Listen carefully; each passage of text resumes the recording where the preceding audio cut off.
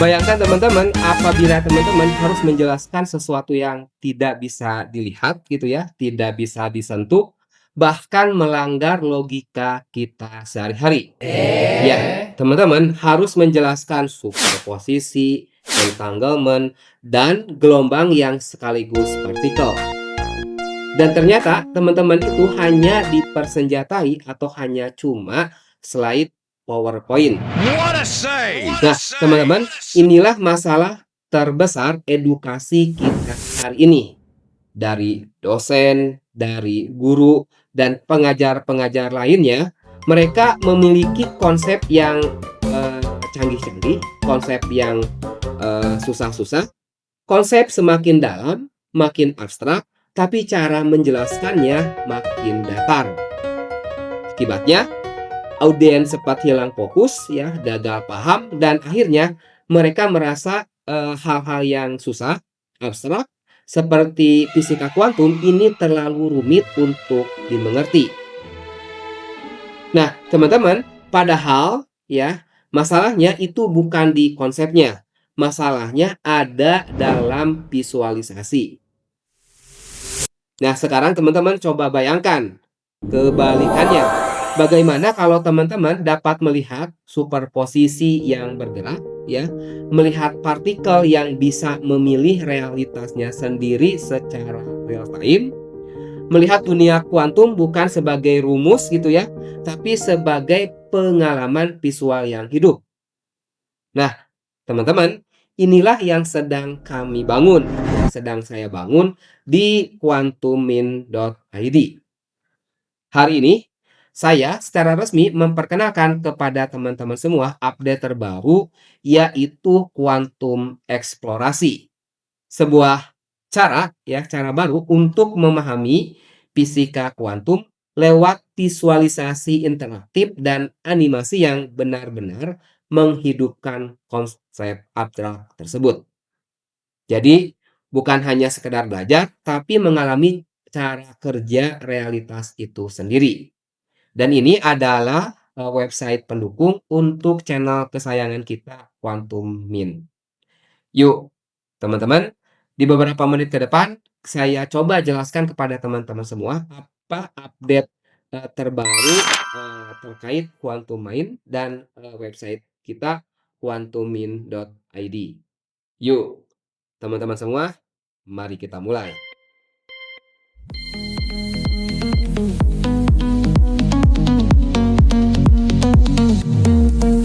Feet pounding on the ground, hearts a drumbeat, feel the sound. Oke, teman-teman semua, mari kita mulai ya. Oke, kita akses dulu Quantum Explorer-nya ya. Quantum eksplorasinya. Oke, ini kita tutup supaya tidak berat. Jadi teman-teman, sekarang teman-teman itu sedang melihat dunia yang berbeda dari yang kita kenal atau kita lihat sehari-hari ya. Di sini sebuah partikel ada di dua tempat sekaligus. Dua benda bisa terhubung meski terpisah miliaran kilometer. Dan mengukur sesuatu ini bisa mengubah realitasnya. Dan ini teman-teman bukanlah fiksi ilmiah. Ini adalah fisika kuantum. Oke, teman-teman coba lihat bola ini ya. Bola biru transparan ini. Di komputer biasa, bit itu kan hanya 0 dan 1. Nah, seperti saklar lampu nyala atau mati. Nah, akan tetapi teman-teman, tapi qubit ya, quantum bit itu, qubit bisa berada di dua keadaan sekaligus ya, bisa 0 dan 1 dalam waktu yang bersamaan. Dan inilah yang disebut sebagai superposisi. Nah, teman-teman, panah kuning ini ya, ini menunjukkan state qubit sekarang. Ia bergerak terus-menerus karena memang ini belum terukur. Jadi, bergerak menunjukkan seolah-olah dia berada dalam semua kondisi. Jadi, belum ada memaksanya untuk memilih atau belum ada yang memaksa dia kolaps ke kondisi 0 atau 1. Bar di kanan ya, ini nih yang warna biru dengan merah. Ini menunjukkan probabilitas seberapa besar peluang ia jatuh ke 0 seberapa besar ia peluang jatuh ke 1. Nah, saat teman-teman ukur, baru ia memilih, dan pilihan itu acak karena memang fundamentalnya acak. Jadi kalau kuadrat fundamentalnya ini ke atas ya, P 0, maka kemungkinan besar si qubit ini akan jatuh ke kondisi 0. Kalau ini mendekati P 1, maka qubit ini akan jatuh ke kondisi 1.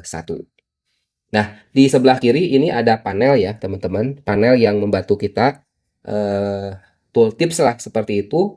Ada penjelasan Bloch spare. Nah, ini tuh sebenarnya namanya itu adalah Bloch spare ya. Sebuah representasi matematis dari state qubit. Lalu ya dijelaskan juga ini state qubitnya yang panah kuning dan PR0 bar kanan ya. Ini peluang kolaps ke 0 ke 1, dan ya walaupun probabilitas tetapi totalnya itu akan selalu 100%. Oke teman-teman, mari kita lanjut ke bagian kedua, yaitu quantum gate ya. Nah, kalau qubit itu adalah data ya, jadi kalau qubit merepresentasikan data, maka gate ini merepresentasikan operasinya ya. Dan operasinya ini persis seperti operasi logika di kehidupan kita sehari-hari, tetapi dengan tambahan aturan-aturan yang berlaku di alam kuantum ya. Jadi bukan hanya ada and, or, not gitu ya, not or, not and, tetapi ditambah dengan aturan-aturan yang memang secara spesifik bekerja di alam kuantum. Nah, kalau teman-teman lihat ini ada dua garis ya, dua garis horizontal berwarna hijau dengan berwarna ungu. Nah, dua garis ini adalah disebut sebagai kawat kuantum gitu ya, jalur perjalanan dua qubit dari kiri ke kanan. Nah, ini persis seperti kita membaca buku saja gitu ya. Nah, garis atas ini adalah qubit 0 ya. Dan garis bawah ini adalah qubit Q1. Biasanya Q1 ini merupakan nanti target qubit ya. Target qubit kenapa? Karena terkadang kan satu qubit itu bisa mengalami entangle dengan qubit yang lainnya. Nah, sekali lagi teman-teman, ini sinyal berjalan dari kiri ke kanan. Nah, teman-teman juga ini bisa memutar ya, menggerakkan, scroll gitu ya, memperbesar, memperkecil, dan akan kelihat keterangan Q0, Q1 ya, dengan ada apa istilahnya tuh titik-titik tertentu ya yang akan saya nanti jelaskan. Oke, teman-teman, ini titik-titik yang bergerak ya, berwarna bergerak di sepanjang kawat. Ini merupakan titik-titik state kuantum yang mengalir, yang merupakan visualisasi bahwa informasi bergerak melalui rangkaian gates tadi. Maka kan ini disebut sebagai gates kuantum. Pertama adalah gate H ya, Hadamard gate ini nih.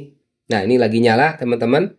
Hadamard gate adalah kotak orange ya, kotak orange. Nah, kotak orange ini kalau dia menyala dan membesar, berarti gate-nya aktif. Nah, seperti ini nih lagi aktif gitu ya teman-teman. Kalau ini kan di garisnya warnanya seperti ini. Jadi kalau latar belakangnya garisnya itu statis. Nah, tapi kalau realnya ini saya bikin bisa di zoom, bisa di slide gitu ya, bisa diputar supaya mudah melihat lah ya kita. Jadi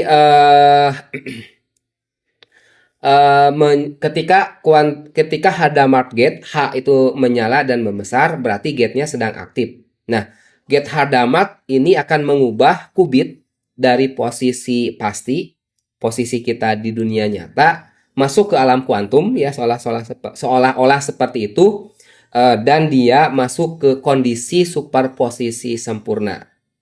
Kalau saya analogikan, ini seperti melempar koin yang koinnya itu masih bergerak di udara gitu ya, belum jatuh ke tangan kita, sehingga belum tahu sisi mana yang nanti itu dipilih, sisi uang atau sisi gambar.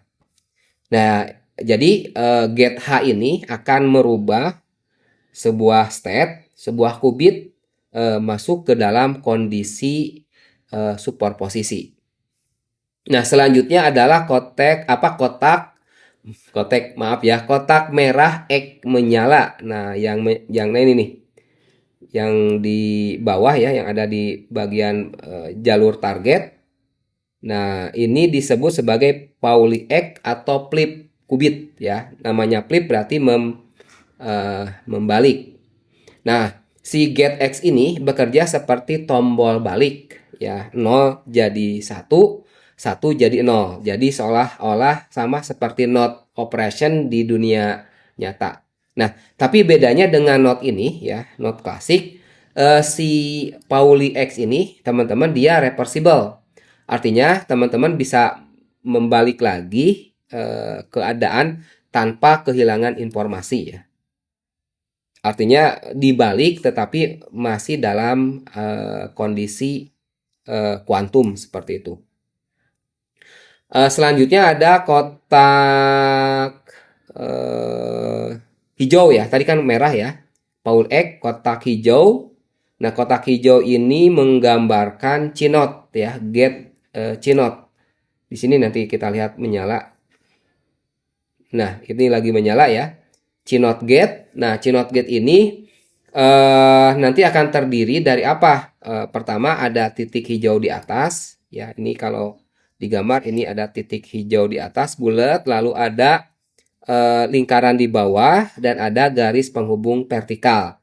Jadi seolah-olah memang ini menghubungkan satu qubit dengan qubit yang lainnya. Dan ini adalah proses entanglement ya sebenarnya. Betul. Oke, jadi titik di atas adalah kontrol qubit, sedangkan titik di bawah adalah target qubit. Jika kontrol 1, target di-flip. Jika kontrol 0, targetnya dibiarkan. Dan disinilah seperti saya sebutkan, entanglement itu diciptakan secara teknis. Ya. Jadi aturannya CNOT itu kalau kontrolnya 1, target akan di-flip gitu ya. Jika kontrolnya 0, targetnya dibiarkan. Oke, nanti juga akan ini sih kalau datang tuh akan kelihatan penjelasannya. Nah, terakhir teman-teman adalah warna pink ya, kotak terakhir. Warna pink ini, warna pink juga ada dua kondisi. Kenapa kan ada qubit target, ada qubit nolnya ya. Nah, kotak pink ini menyala di ujung, ini berarti berarti pengukuran sedang berjalan. Nah, gate ini sih bukan gate biasa ya, ini gate pengukuran. Jadi setelah ini superposisi itu runtuh. Jadi kalau setelah melewati gate berwarna oranye, superposisi runtuh, maka si qubit ini akan dipaksa untuk menentukan pilihan 0 atau 1. Tidak bisa diundo ya, kalau sudah berada di alam pasti atau sudah mengambil keputusan tidak bisa lagi diundo. Tetapi tadi kalau di dalam alam kuantum tuh masih mungkin bisa diundo. Jadi itu teman-teman adalah tab kedua berhubungan dengan quantum gate. Nah, ini visualisasi menjelaskan ketika operasi terjadi di alam kuantum ya. Nah, jenis-jenis operasi nanti juga akan kita jelaskan lebih detail ya. Ini kan istilah tuh menggambarkan secara umum bagaimana quantum gate itu bekerja. Oke, teman-teman, selanjutnya adalah gate ketiga ya. Tab ketiga adalah entanglement ya. Nah, teman-teman ini akan melihat sebuah gambaran yang cukup sangat menarik ya. Nah, teman-teman akan melihat dua partikel dan dua partikel ini yang berwarna biru muda dengan warna merah ya. Ini kedua-duanya ini berinteraksi. Nah, dua bola yang bercahaya ini bukan biru, mungkin sian gitu ya, kiri, dan merah kanan. Di kiri ini partikel A, di kanan partikel B. Di kanan akan berhubung dengan yang di kiri. Nah, warnanya itu berbeda sebenarnya sih untuk memudahkan kita membedakan saja ya, bukan karena mereka berbeda jenis ya. Ini hanya untuk memudahkan. Jadi bisa diganti dengan kuning dan hijau gitu, dan ya intinya tuh bebas ya. Nah, keduanya ini teman-teman sebuah qubit yang sudah di entangle ya. Dengan apa? Dengan tadi CNOT gate tadi, dengan CNOT operasi tadi ya, yang saya jelaskan di quantum gate. Jadi sebuah qubit dilakukan operasi CNOT, maka dia akan mengalami entanglement. Nah, cincin-cincin berputar mengelilingi tiap partikel. Ini menggambarkan state kuantum yang masih aktif. Koherensi masih terjaga selama cincin itu berputar. Jadi kalau cincinnya masih berputar, ya itu artinya keduanya itu masih mengalami keterikatan atau entanglement. Nah, saat partikel A diukur, partikel B juga akan seketika merespon. Nah, partikel berganti warna, teks di sini ya, ada cat 0 atau 1. Nah, muncul, perhatikan tanda tanyanya gitu ya. Coba teman-teman. Ada tanda tanya yang ini nanti akan berubah 0 atau 1. Nah, tanda tanya belum diukur. Ini masih jadi ketika ada tanda tanya itu belum diukur gitu ya. Masih superposisi. Begitu satu diukur dan menampilkan angka, yang lain langsung menampilkan kebalikannya.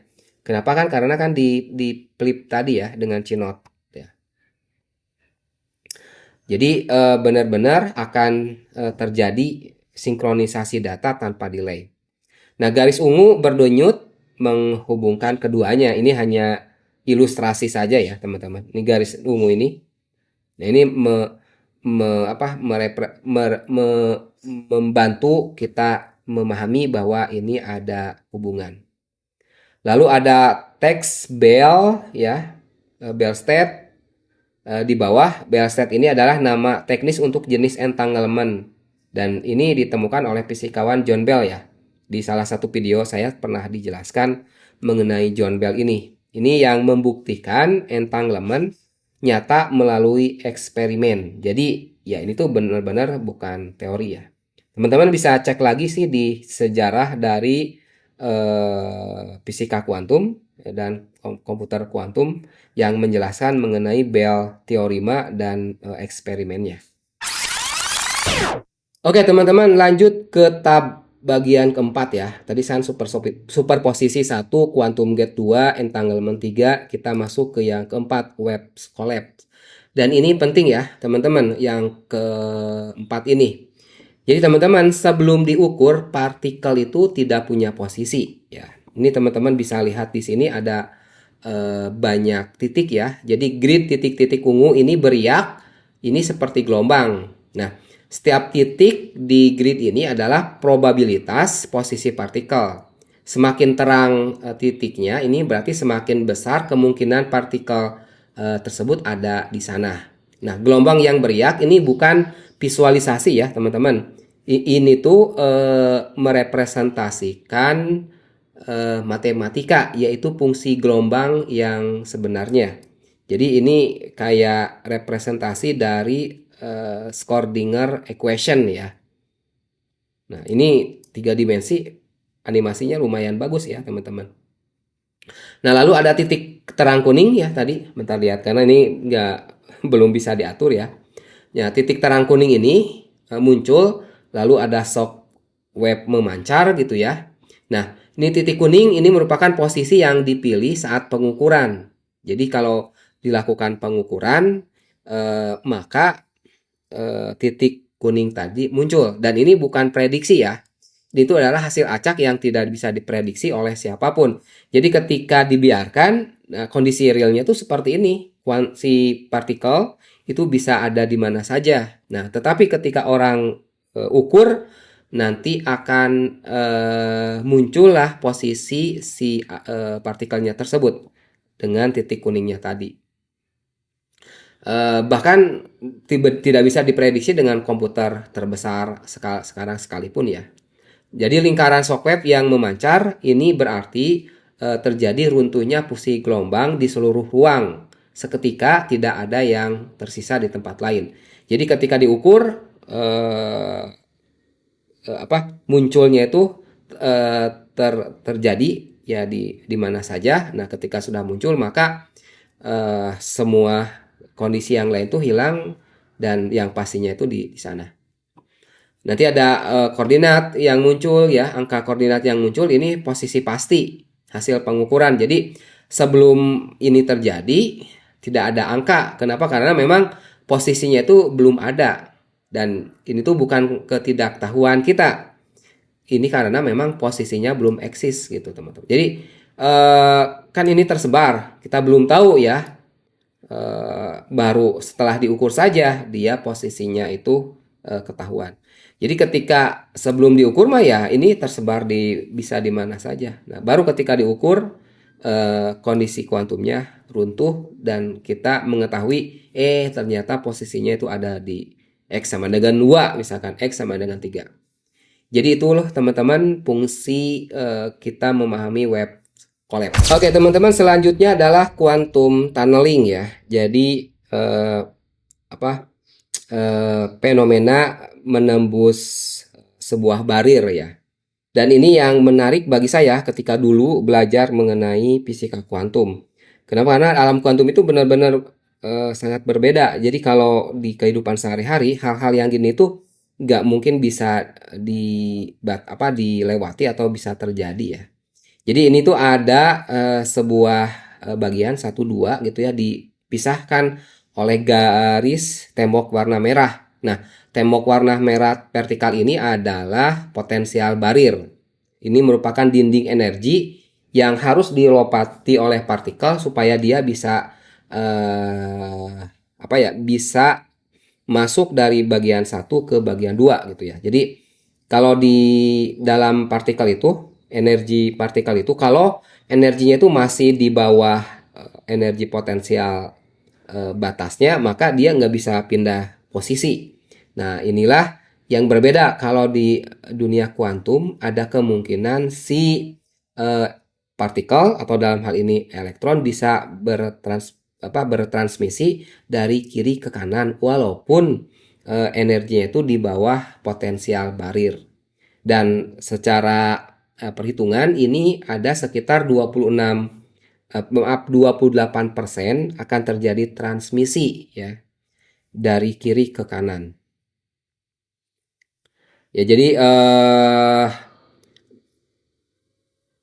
si partikelnya ini sebagian besar akan terhenti di potensial barir ya, karena kan memang energinya kecil, diserap. Nah, tapi sebagian lain ini terus menembus dan muncul di kanan.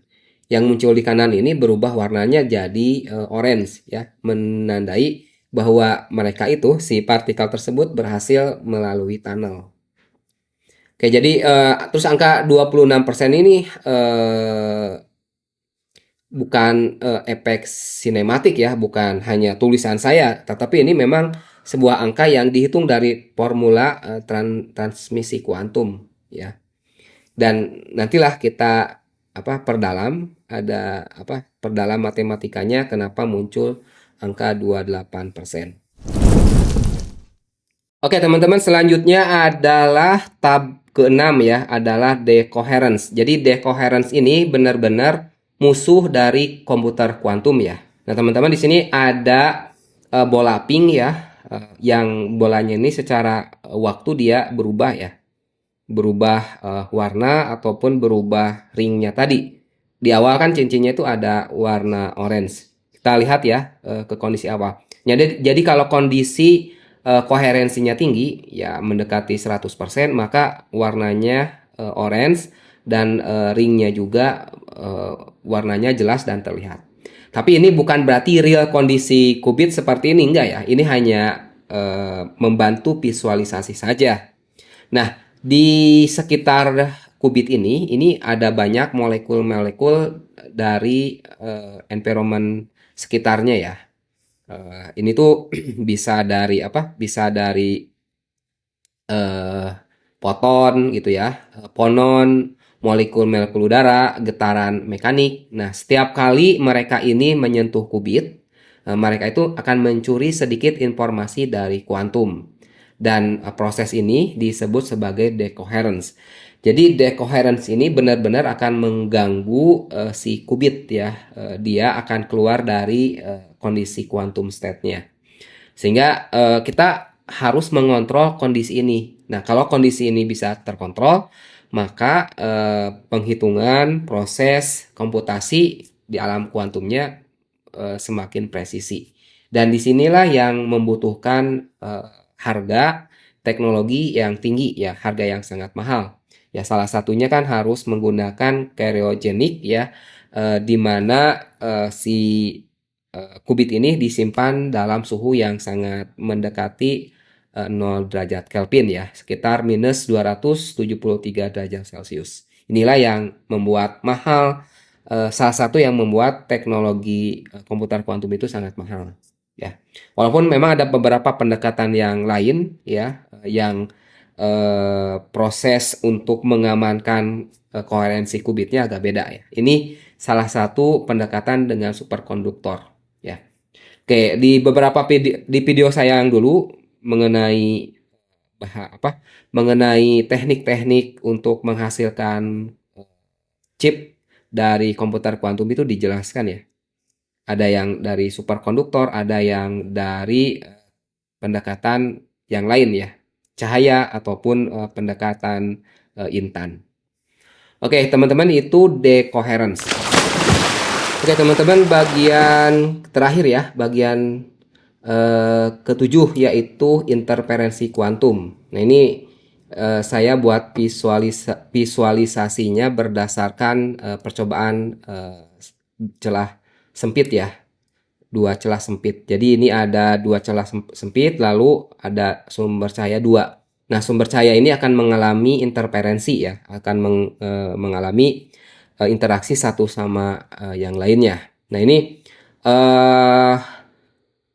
apa ya, terlihat juga di sini ada partikel-partikel yang bergerak ya. Kita tahu bahwa cahaya itu kan foton. Foton itu sebenarnya kan partikel cahaya. Jadi bukan hanya cahaya lurus gitu ya. Sebenarnya merupakan partikel yang datangnya itu diskrit secara kuantum.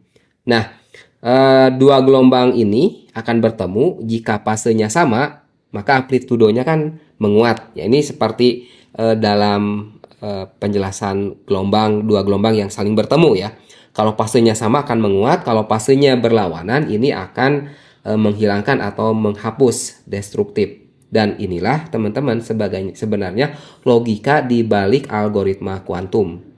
Jadi kan kita bingung, ini bagaimana kita bisa menentukan suatu nilai di mana perilakunya itu acak ya. Nah, kita bisa menentukan misalkan posisinya akan mengarah ke 1, ke 0 gitu ya. Nah, ini dengan cara ini menggunakan interferensi kuantum. Jadi selama proses itu akan dikuatkan dengan pendekatan interferensi kuantum ya, sehingga kita akan mengarahkan ke output yang kita inginkan. Nanti kita bahaslah ya lebih dalam, cuma ini kita jelaskan bagaimana interferensi itu terjadi ya di dunia nyata, khususnya percobaan dari dua cahaya yang masuk ke celah sempit lalu ditangkap. Nah, nanti yang saling menguatkan itu warnanya terang gitu ya, sedangkan yang saling menghilangkan ini ada hitam, sehingga nanti ada garis-garis ini garis-garis cahaya gitu seperti ini ya, ada terang gelap terang gelap terang gelap gitu, terang seperti itu. Oke teman-teman, itu adalah Quantum Explorer kita ya. Mudah-mudahan bisa membantu teman-teman memahami dasar-dasar dari fisika kuantum yang akan kita gunakan pengetahuannya dalam pemahaman di komputer kuantum ya. Baik itu prosesnya ataupun dalam pembuatan algoritmanya. Nah, teman-teman, itu yang bisa saya berikan kali ini. Dan jangan lupa teman-teman beri komentar gitu ya, karena saya buat kan belum tentu ini mudah dipahami oleh teman-teman, ataupun ada hal yang teman-teman rasa oh ini masih belum pas itu ya, saya masih bingung nih di sini. Tolong diberikan komentar, karena ya kita kan tujuannya bisa memberikan informasi yang teman-teman mudah memahami dan memang benar-benar bisa membantu kita untuk memahami komputer kuantum dengan mudah. Oke teman-teman, jadi itu ya video kita kali ini. Jangan lupa untuk subscribe ya teman-teman. Di sini tulis email dan submit supaya mendapatkan informasi-informasi terbaru dari quantummind.id. Ya kalau video bisa ya, tetapi kita kan ada artikel dan media-media lainnya. Sekali lagi terima kasih. Sampai berjumpa di